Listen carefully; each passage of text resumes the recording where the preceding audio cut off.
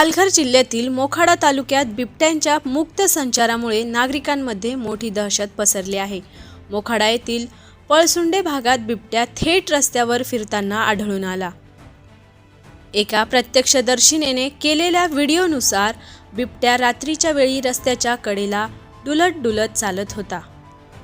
बिबट्या अगदी गाडीजवळ आल्याने प्रवाशांनी तात्काळ वाहने थांबवली। हा बिबट्या एवढा जवळ होता की त्याला वाट देण्यासाठी गाडी 3 वेळा पुढे मागे करावी लागली।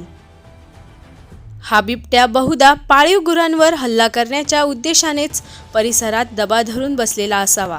वन विभागाने या बिबट्याचा तात्काळ बंदोबस्त करून नागरिकांना दिलासा देण्याची मागणी जोर धरू लागली आहे।